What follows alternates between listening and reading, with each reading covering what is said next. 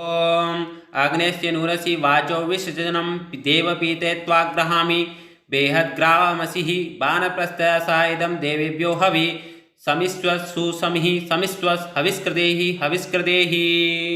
नमस्ते जी, वैदिक राष्ट्र में आपका स्वागत है। आज का हमारा विषय है समाज सेवी कैसा हो। आज के इस लेख के लेखक हैं वैदिक विद्वान डॉक्टर अशोक आर्य गाजियाबाद से। यह लेख यजुर्वेद के प्रथम अध्याय के 15वें मंत्र पर आधारित है। यह लेख कल्याण के मार्ग पुस्तक से लिया गया है। कल्याण के मार्ग पुस्तक के लेखक एक लेख के लेखक वैदिक विद्वान डॉक्टर अशोक आर्य गाजियाबाद से। आइए विषय की ओर चलते हैं। समाज सेवी कैसा हो। मानव सदा शिष्ट भोजन करना चाहिए। मानव को जब हम यज्ञ द्वारा शिष्ट सौम्य भजन का अपने जीवन में प्रयोग करते हैं तो हमारे अंदर दिव्य गुणों में भारी वृद्धि होती है। दिव्य गुणों से युक्त व्यक्ति ही लोकहित में कार्यों में अग्रसर होता है। इस तथ्य को यह मंत्र इस प्रकार प्रकाशित कर रहा है। इसीलिए मंत्र है ॐ अग्नस्य नूरसि वाचो विसर्जनं देवपीते त्वाग्रहामि बृहद्ग्रावामसि बाणप्रत्ययः सा इदं देवेभ्यो हवि समिस्व सुसमिः समिस्व हविष्कृदेहि हविष्कृदेहि। यजुर्वेद 1:15। मंत्र में 7 बातों पर विशेष रूप से बल देते हुए कहा गया है। प्रथम अग्नि। मंत्र कहता है कि हे पिता, तू अग्नि का विस्तारक है, अर्थात तू ही अग्नि को बढ़ाने वाला है। अग्नि तेज का भी प्रतीक है। जो भी जीव अग्नि की आराधना करता है, अग्नि का आत्मसात करता है, अग्नि के गुण उसमें भी आ जाते हैं। जीव सदा तेजस्वी होना चाहता है, वह अग्नि के समान निरंतर आगे बढ़ना चाहता है। इस कामना के साथ ही जीव कहता है कि हे प्रभु, तेरे ही आशीर्वाद से यह शरीर पूर्ण स्वस्थ बना है। तूने ही इसे उत्साह से, हिम्मत से, धैर्य से भरपूर किया है। इससे यह भी स्पष्ट होता है कि अग्नि उत्साह का प्रतीक है, जीव धैर्य का प्रतीक है। आलसी व्यक्ति के पास उत्साह कभी नहीं आता, साहस कभी नहीं आता, हिम्मत कभी नहीं आती। सच्चे अर्थों में अग्नि स्वरूप प्रभु का स्मरण जो करता है, शारीरिक स्वास्थ्य का लाभ सदा उत्तम उसको बना रहता है। स्वस्थ होने के कारण उसके अंदर से अग्नि से ही चमक निकलती है और इस चमक से ही उसका आभामंडल अग्नि के समान चमकने लगता है। यह बात प्रस्तुत मंत्र में प्रथम कही गई है। द्वितीय मंत्र जो दूसरी बात कह रहा है वह वाचो विसर्जनम, अर्थात बांटने वाला, विस्तार करने वाला, प्रचार करने वाला। इस शब्द का भाव है कि उत्तमता का सदा विस्तार होना चाहिए। अच्छाई जहाँ से भी मिले उसे लेना चाहिए। अतः मंत्र दूसरी बात पर प्रकाश डालते हुए अपने भक्त को उपदेश कर रहा है कि हे जीव, वेद मेरा जो दिया हुआ ज्ञान है, मेरा दिया हुआ ज्ञान होने के कारण इसकी उत्तमता पर संदेह नहीं किया जा सकता। इसीलिए मेरे इस दिए हुए उत्तम ज्ञान को बढ़ाने में ही विश्व का कल्याण है। अतः हे जीव, तू इस ज्ञान को सर्वत्र बांटने वाला बन, इसे बांटते हुए आगे बढ़ने वाला बन। इस ज्ञान का सर्वत्र अर्थात चहुं दिशाओं में दान करने वाला बन। तू जहाँ भी जावे, जहाँ भी विचरण करे, वहाँ ही इस वेदवाणी के ज्ञान को अपने साथ ले जा। इसका वहाँ भी बांट, इसको, इस ज्ञान को सदा और सर्वत्र बांटने का निरंतर कार्य करता रहे। मंत्र में तीसरी बात पर प्रकाश डाला गया है, वह है देवित्तम, अर्थात दिव्य गुण। दिव्य गुण ही जीव को आगे ले जाने वाले होते हैं। संसार की प्रकृति केवल दिव्य गुणों से युक्त ही जीव कर सकता है।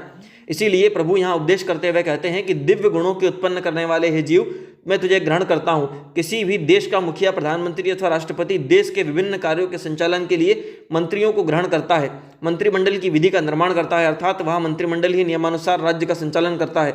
इस प्रकार ही परमपिता परमात्मा भी इस यज्ञ के विस्तार में जीवन वाले जीव मात्र को इसीलिए ग्रहण करते हैं ताकि वह जीव, यह मानव लोक, इस लोक में दिव्य गुणों का प्रसार और प्रचार करने वाला बने। इन दिव्य गुणों के प्रचार प्रसार से संसार को श्रेय मार्ग पर ले जावे, कल्याण के मार्ग पर ले जावे।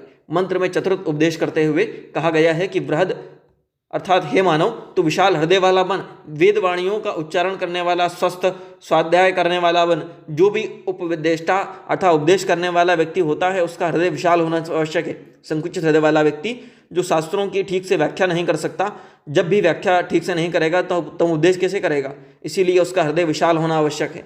विशाल हृदय के कारण वह छोटे बिंदुओं तक के ज्ञान को भी सरलता से आत्मसात कर लेगा। इस प्रकार से महीनता के ज्ञान को ग्रहण कर उसे अपने तक ही सीमित न कर अपितु सर्वत्र बांटकर सबकी उन्नति का कारण भी बनेगा। इस प्रकार प्रभु चाहता है कि जीव अपने जीवन में सदैव उसके द्वारा दिए गए वेद ज्ञान का निरंतर स्वाध्याय करे। इस वेदवाणी में निरंतर दिव्य उत्तम गुणों को स्वयं तो ग्रहण करे ही, साथ ही दूसरों में भी बांटे। मंत्र का 5वां जो उपदेश है वह है वनस्पति, अर्थात हे मानव, तू अपने जीवन में केवल वनस्पति उत्पन्न का ही सेवन करने वाला बन। तू सदा भूमि से उत्पन्न हुए अन्न का ही सेवन कर, मांस पर अपना पालन पोषण करने वाला ना बन। इस प्रकार प्रभु उपदेश कर रहा है कि मांस मनुष्य का भोजन नहीं है, इसीलिए कभी भी मांस का भक्षण ना कर सदा ही शाकाहारी जीवन व्यतीत कर। इससे स्पष्ट होता है कि मांस मानवीय भोजन नहीं है। इस प्रकार मंत्र के इस भाग में परमपिता परमात्मा स्पष्ट आदेश दिया है कि मांस मनुष्य का भोजन नहीं है।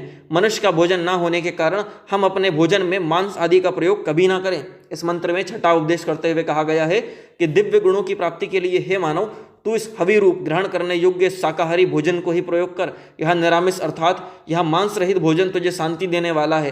तेरा यह भोजन न केवल यज्ञ शेष बने, यह यज्ञ का शेष तो है ही, इसके साथ ही सौम्य भी हो, ताकि यह सौम्य भोजन तेरे स्वभाव को भी सौम्य का बनाने का कारण बने। इसे सौम्य बनाता हुआ, शांत बनाता हुआ तुझ में दिव्य गुणों को बढ़ाने वाला कारण बने। इस उत्तम प्रकार से शांति देने वाले सौम्य भोजन के द्वारा तुझे शांति देने वाला बने। इस प्रकार तेरा यह भोजन हवि देने वाला होने के साथ ही शांति देने वाला भी हो।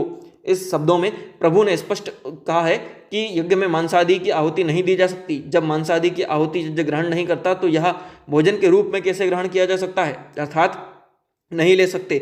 जब यज्ञ शेष रूप मांस की आज्ञा नहीं है तो उदर की तृप्ति भी मांस से करना उत्तम नहीं हो सकता। कहा भी गया है कि जैसा खाओ अन्न वैसा मने बन, अर्थात मानव वैसा ही बनेगा जैसा वह खावेगा। हम जानते हैं कि मांस की प्राप्ति क्रूरता से होती है। बिना किसी पर अत्याचार किए मांस की प्राप्ति नहीं मिलती। इसीलिए क्रूरता से प्राप्त किसी गए मांस को भोजन के रूप में निश्चित ही ग्रहण करने वाला क्रूर बनेगा। उत्तम मानव सदा ही सौम्य स्वभाव वाला होता है। सौम्य स्वभाव उसका ही हो सकता है जो सौम्यता व शांति से प्राप्ति का मिला हुआ भोजन करे। यह भोजन वनस्पतियों से ही मिल सकता है। इसीलिए इस मंत्र में सदा वनस्पतिक भोजन करने का ही आदेश दिया गया है। सातवां और अंतिम उपदेश करते हुए कहा गया है कि इससे अपने जीवन को हवि का आहुति देने के रूप वाले से हे जीव तू मेरे समीप आ, अर्थात जो इस प्रकार अपने आप को हवि रूप बना लेता है वह प्रभु की समीपता को पा लेता है। जब मानव अपने जीवन को, अपने सर्वस्व को लोकहित में लगा देता है, जन कल्याण में लगा देता है, उसे उस पिता की समीपता मिल जाती है। ऐसा बनने के लिए शाकाहारी भोजन का हवि रूप होना आवश्यक है। जब हम पवित्र होना चाहते हैं तो हम भोजन करते हैं। पवित्र करने के वाला मन ही बनता है, पवित्र बनता है। इसीलिए हम पवित्र भोजन करें, तभी मन पवित्र बन पाता है। जब यह पवित्रता शाकाहारी भोजन में ही होती है। क्रूरता से, दूसरे जीव की हत्या से प्राप्त मांस आदि के भोजन में पवित्रता कभी नहीं हो सकती, सौम्यता कभी नहीं हो सकती, शांति कभी नहीं हो सकती। इसीलिए सदा वनस्पतिक भोजन ही करना चाहिए। ओम। प्रस्तुत लेख कल्याण के मार्ग पुस्तक से लिया गया है। इस लेख के लेखक और कल्याण के मार्ग पुस्तक के लेखक वैदिक विद्वान डॉक्टर अशोक आर्य गाजियाबाद से। आप यह पुस्तक हमसे संपर्क करके मंगवा सकते हैं। साथ ही साथ आपको बताते चलें कि वैदिक राष्ट्र पर हम लगातार वेद के सिद्धांतों से जुड़े हुए विषय आपके लिए लेकर आते हैं। इसीलिए वेद प्रचार के इस अमूल्य कार्य में हमारा सहयोग करें और वैदिक राष्ट्र को लाइक करें, शेयर करें, सब्सक्राइब करें, बेल आइकन की घंटी को दबा दें और अपने कीमती सुझाव कमेंट करना ना भूलें। धन्यवाद।